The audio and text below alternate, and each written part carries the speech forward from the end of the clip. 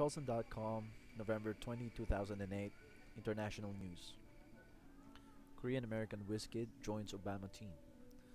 Korean American Audrey Choi has been chosen to join US President elect Barack Obama's transition office. The 40-year-old is the only person of Korean descent on the team.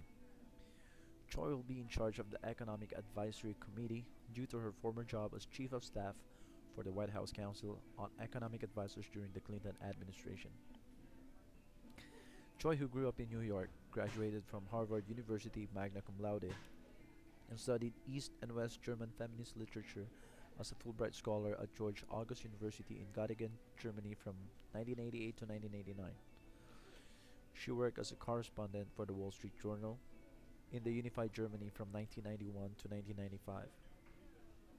In 1996, she applied to the White House Fellows Program and was chosen as Special Assistant to the Federal Communications Commission's chairman.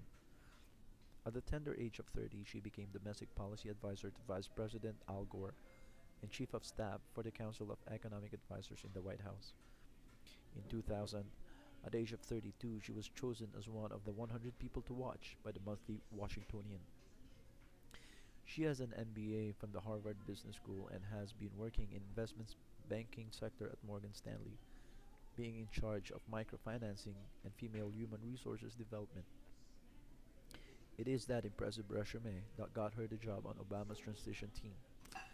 Choi says the person she most admires is her mother, Choi Suk-nul, 69 years, author of the novel Year of Impossible Goodbyes, which she wrote in response to the So Far from the Bamboo Grove, the book by Japanese-American writer Yoko Kawashima Watkins that portrayed the Japanese as victims at the end of Japanese occupation of Korea.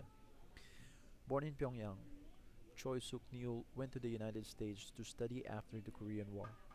She met Choi Nang-ho, who was a graduate student at New York University, and the two got married. After her husband died in 1980, she raised her two daughters alone. Both went to Harvard. Thank you for listening.